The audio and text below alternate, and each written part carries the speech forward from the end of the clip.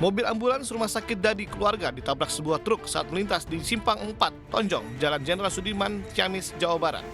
Akibatnya, kedua mobil terguling di perempatan jalan.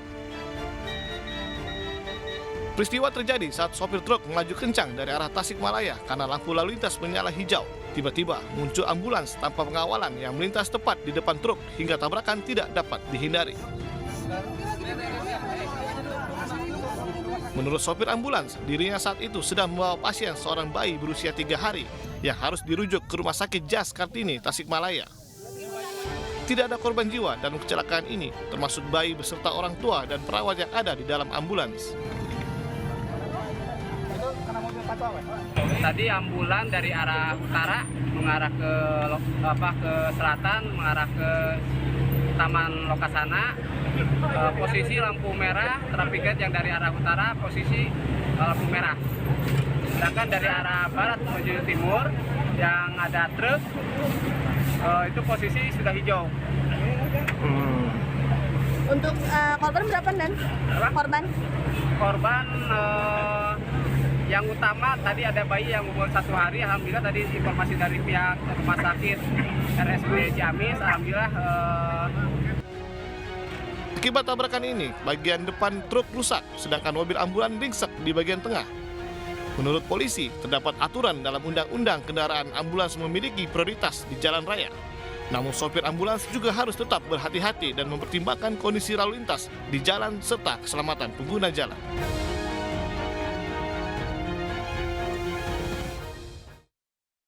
Pemirsa, orang tua Mario Dendi Satrio, pejabat Dirjen Pajak Rafael Alun Trisambodo minta maaf atas perbuatan anaknya yang menyebabkan anak pejabat GP Ansor masuk ICU. Rafael juga siap diperiksa terkait harta kekayaannya yang mencapai puluhan miliar rupiah.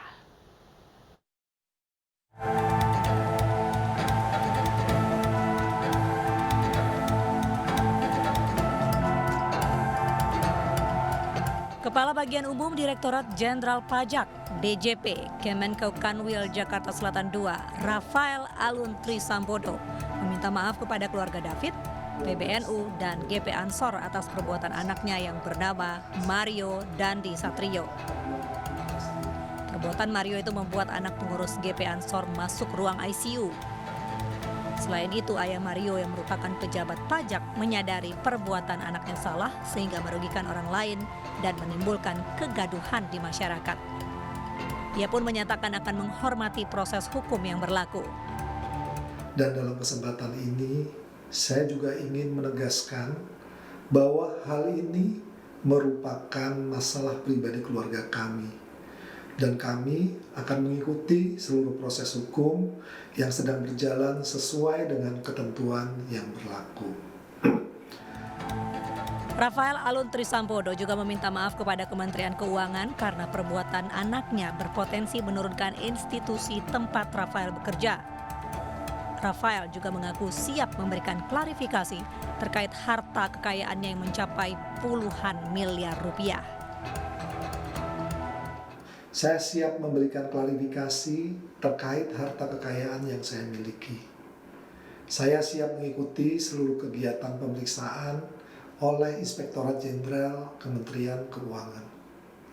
Saya juga meminta maaf kepada keluarga besar Kementerian Keuangan karena dengan adanya kejadian ini berpotensi menurunkan reputasi institusi dan kepercayaan publik yang telah dibangun selama ini.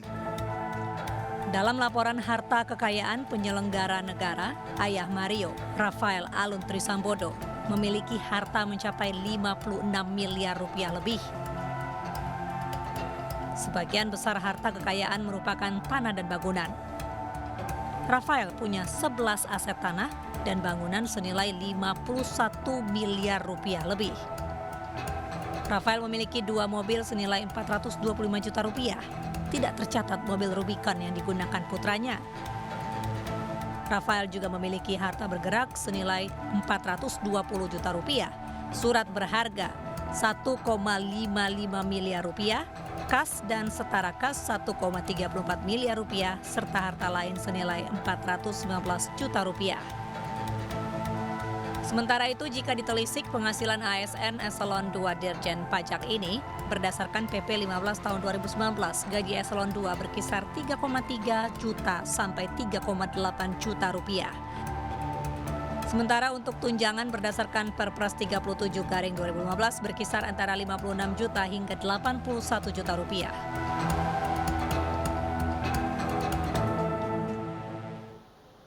Polisi juga terus dalami kasus penganiayaan dengan tersangka anak pejabat pajak Mario Dendi Satrio, termasuk memeriksa teman perempuan tersangka berinisial AG.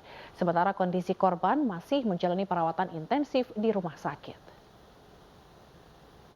Si anak yang bernama inisial AG ini sudah dilakukan pemeriksaan, tapi kami akan melakukan pemeriksaan tambahan kembali untuk lebih mendetailkan. AG ini teman perempuannya Pak? Kapan Pak? Hari ini sedang berlangsung juga untuk yang kawan si tersangka itu, si inisial S itu. Bang, ya kalau si A itu saat kejadian itu ada di lokasi atau tidak? Inisial A, AG ini ya. Inisial AG ini pada saat kejadian ada di TKP. Jadi si tersangka, inisial D, kemudian kawannya yang S ini bersama dengan AG. Ini ada di TKP. Nah, apa ini keterlibatan atau peran dari setiap orang ini? Sebelum kejadian, kemudian sampai di TKP, dan setelah kejadian itu. Ada kemungkinan untuk dijadikan tersangka juga atau bukan? Nah, ini masih dalam proses pendalaman. Tentu saja kita melalui mekanisme sesuai prosedur. Kita tidak boleh berasumsi, tetapi benar-benar sesuai dengan fakta. Fakta-fakta yang terjadi sebenarnya di TKP pada waktu kejadian tersebut. Dan kalau untuk kondisi korban sendiri saat ini? Saat ini korban masih dalam perawatan medis di rumah sakit. Jadi korban saat ini masih tetap berada di rumah sakit untuk menjalani perawatan medis dari tim medis. Menteri Agama Yakut Khalil Qumas menjenguk korban penganiayaan anak pejabat Ditjen Pajak. Yakut menyebut David yang merupakan anak pengurus GP Ansor sebagai anaknya juga. Pernyataan itu disampaikan Gus Yakut melalui akun media sosial miliknya. Dalam foto yang ia unggah, Gus Yakut memperhatikan David dengan seksama sambil memegang kepalanya. Dalam foto lainnya, Gus Yakut berbincang dengan orang tua David. Ia juga menguatkan dan memeluk ayah David. Diketahui David merupakan putra pengurus pusat GP Ansor. Sementara Menteri Agama Yakut Khalil Qumas pernah menjabat sebagai Ketua Umum PPGP Ansor.